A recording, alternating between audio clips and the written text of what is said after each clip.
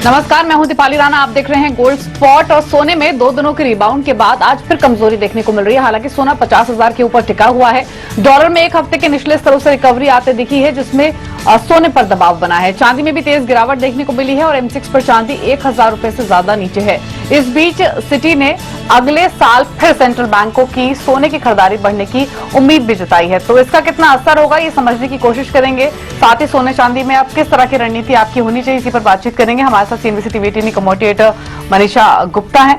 साथ ही विघ्नहर्ता गोल्ड के महेंद्र लुनिया है। एक्सिस सिक्योरिटीज से सुनील कटके, हम मनीलिशियस कैपिटल के जयप्रकाश गुप्ता बने हुए हैं। सभी का स्वागत है इस शो में। और सोना 2 दिन की बढ़त के बाद आज वापस थोड़ा सा सॉफ्ट हुआ है। तो ऐसे में अब यहां से फर्दर चाल कैसी रह सकती है, इसी को समझते हैं। लेकिन सबसे पहले एक ज्वेलरी मार्केट का चेक ले लेते हैं। महेंद्र लुनिया हमारे साथ बने हुए हैं विघ्नहर्ता गोल्ड से। लुनिया जी नमस्कार। पहले तो आप इसे जानना चाहेंगे, 50,000 के आसपास अब प्राइस स्टेबल होने की कोशिश कर रहे हैं।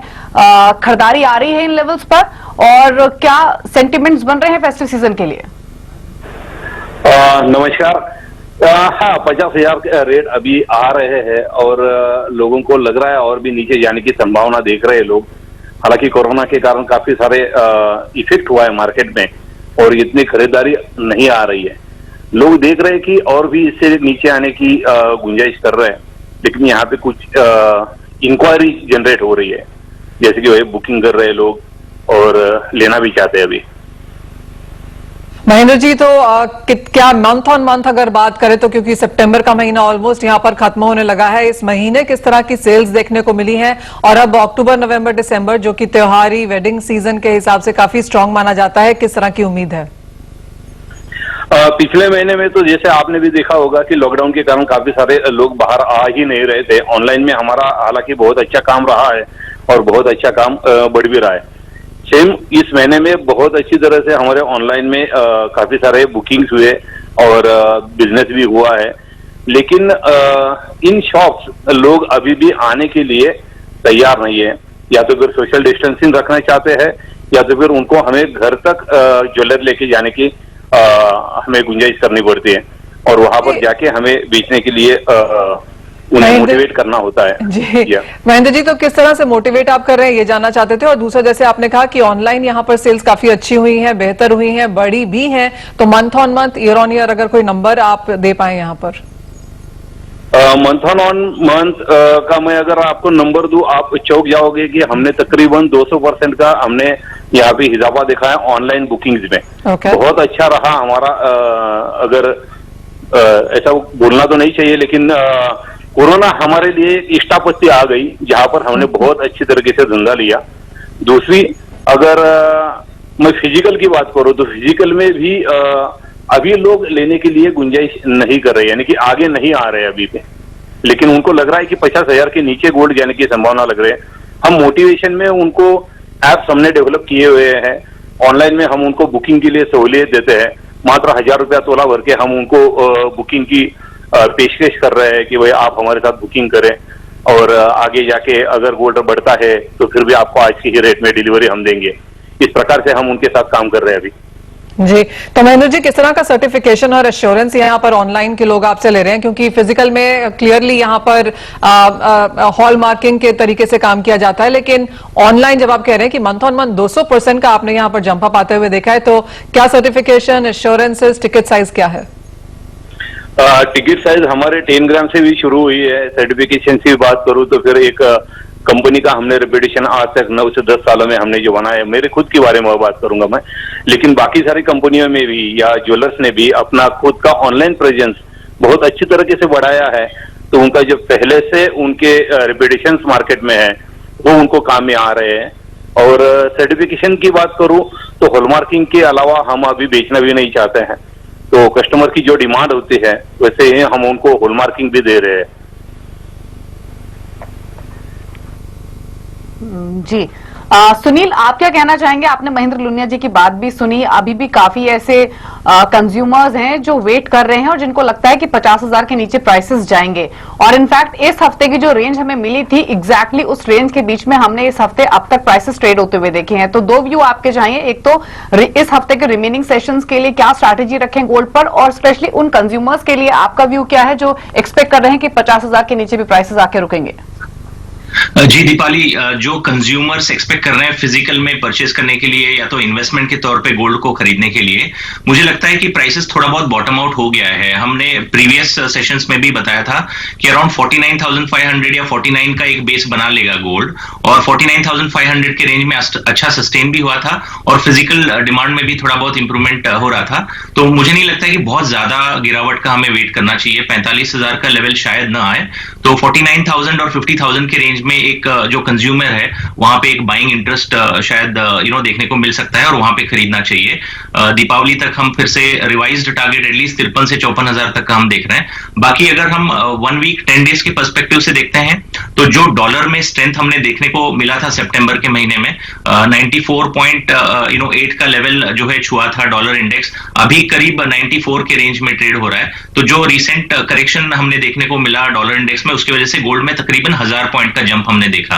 49,500 के लेवल से 50,400 के लेवल में अभी हम ट्रेड होते हुए नजर आ रहे हैं।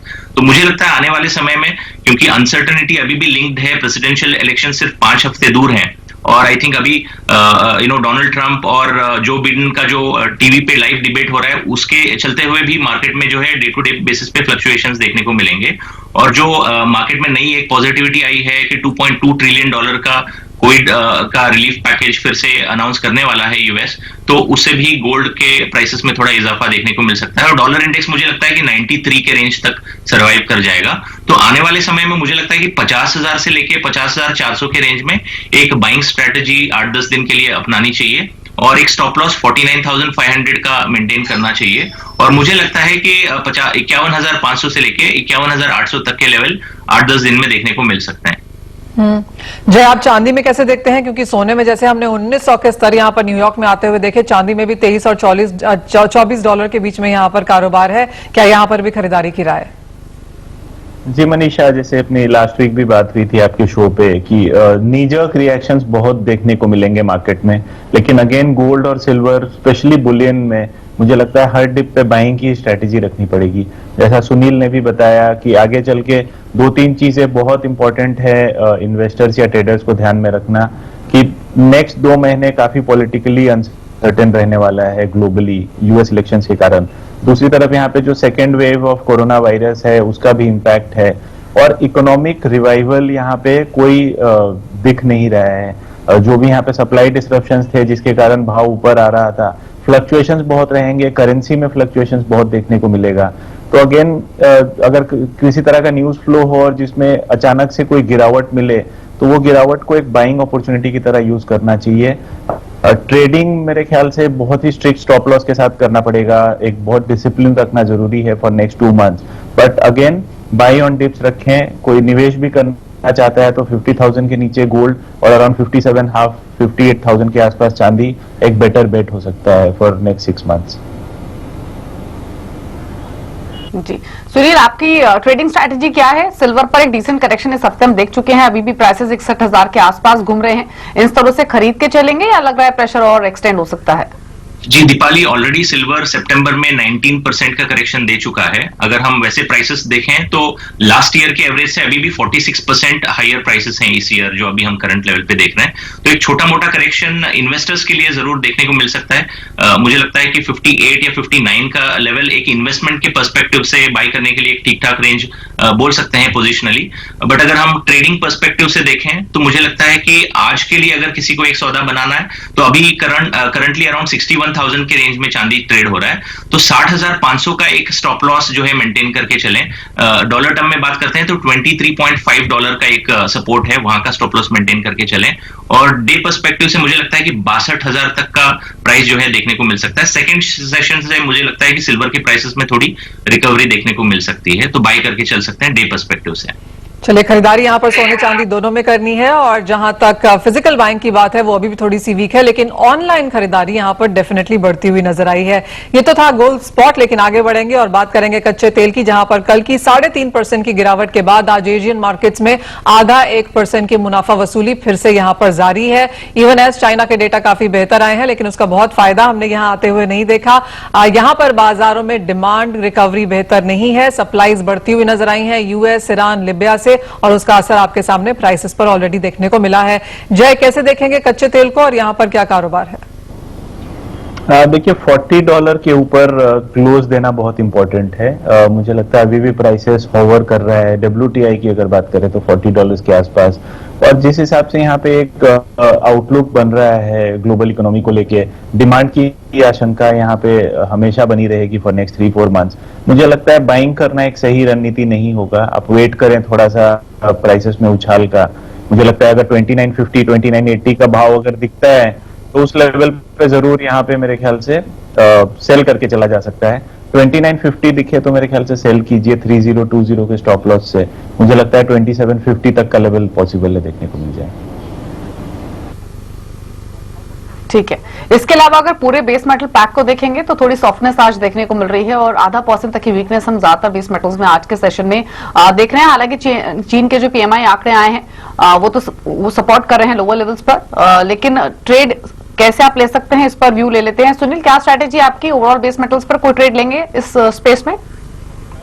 अली, मुझे लगता है कि थोड़ा पॉजिटिविटी रहेगी। अभी जो कॉन्ट्रैक्ट एक्सपायर हो रहे हैं बेस मेटल के, उसके बाद के जो कॉन्ट्रैक्ट हैं, जैसे कॉपर की अगर हम बात करते हैं तो वो डिस्काउंट पे ट्रेड कर रहा है, तकरीबन 12 रुपए डिस्काउंट पे ट्रेड कर रहा है अगर हम अक्टूबर कॉन्ट्रैक्ट की डोमेस्टिक बात करें तो कॉपर की। तो मुझे लगता है कि जैसे आपने भी बताया चाइना का डेटा पॉजिटिव है, और अगर उसके अलावा भी देखें तो मुझे लगता है कि जो कोविड रिलीफ पैकेज के तौर पे $2.2 ट्रिलियन का अगर रिलीफ मेजर आ जाता है यूएस की तरफ से, जिसके चांसेस लग रहे हैं, तो कॉपर के प्राइसेस को फिर सपोर्ट मिल सकते हैं। In fact overall base metal pack के प्राइसेस को सपोर्ट देखने को मिल सकता है। इवन जिंक में भी मुझे लगता है कि 195 तक का लेवल हमें देखने को मिल सकता है। एल्यूमिनियम मेरे ख्याल से 144 के रेंज में स्टेबल हो सकता है। बट आज के लिए अगर किसी को एक मौके के तौर पे देखना है तो मुझे लगता है कि कॉपर को टारगेट करना चाहिए बाई करके। 518-50 के रेंज में बाई करके चल सकते हैं। 516 का एक स्टॉप लॉस मेंटेन करके चलें, और इंटरडे पर्सपेक्टिव से 523 तक का एक लेवल देखने को मिल सकता है।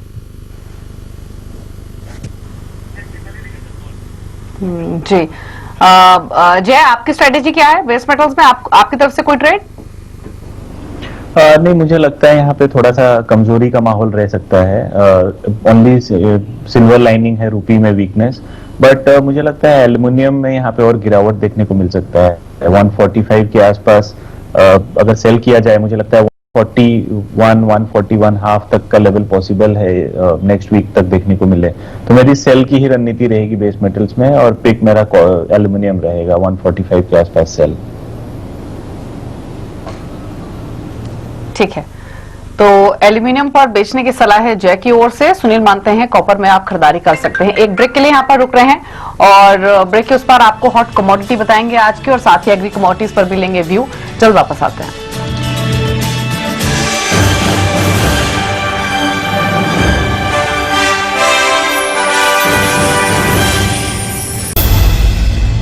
रोज की तरह कमोडिटी मार्केट में जोरदार कमाई के लिए आज फिर लेकर आए हैं हॉट कमोडिटीज। तो दीपावली से जानते हैं कौन सी कमोडिटी में आज एक्शन देखने को मिल सकता है।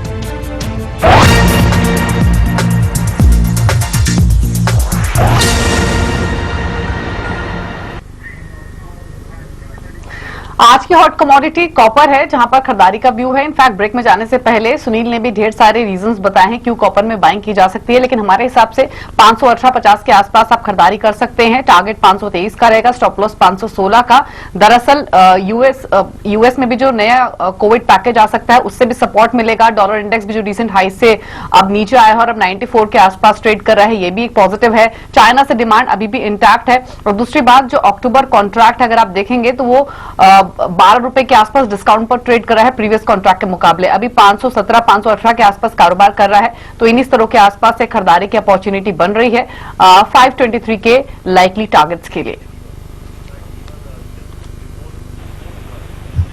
ये है क्योंकि कॉपर में जो एलुमी इन्वेंट्रीज हैं वहां पर 30% का इजाफा इस हफ्ते में देखने को मिला है। कोविड केसेस में बढ़त है और चाइना की मांग कैसी रह सकती है, इस पे थोड़े से सवाल जरूर थे, लेकिन काफी सारे रीजंस हैं कि करेक्शन हो चुकी है और यहां से अब खरीदारी की राय। तो हमारी हॉट कमोडिटी आज के लिए यहां पर कॉपर है। बात अब यहां पर एग्रीकल्चर कमोडिटीज की करेंगे, जहां पर चने की कीमतों में लगातार मजबूती है। एनसीडीएक्स पर अक्टूबर वायदा 5400 के ऊपर कारोबार कर रहा है। त्योहारी मांग के कारण चने को सपोर्ट है। इसके अलावा खरीफ दलहन फसलों की जो एमएसपी बढ़ाई गई है उससे भी प्राइसेस में सपोर्ट है। इस बीच घरेलू जो करंट सीजन है यहां पर करीबन 14 लाख टन दलहन और तिलहन की खरीदी को मंजूरी दे दी गई है सरकार ने, और चने और बाकी दालों पर अब आगे क्या देखने को मिल सकता है, इस पर बात करने के लिए ऑल इंडिया दाल मिल एसोसिएशन के प्रेसिडेंट सुरेश अग्रवाल हमारे साथ मौजूद हैं। सुरेश जी नमस्कार। काफी सारे रीजंस हैं जिसका फायदा हमने चने में ऑलरेडी आते हुए देखा है। एक्चुअली 4800 से 5400 तक की जो तेजी है चने ने काफी एक ही रनअप में यहां पर तय करी है। अब इन करंट स्तरों में आपको क्या लगता है, क्या फंडामेंटल्स वॉच करने चाहिए?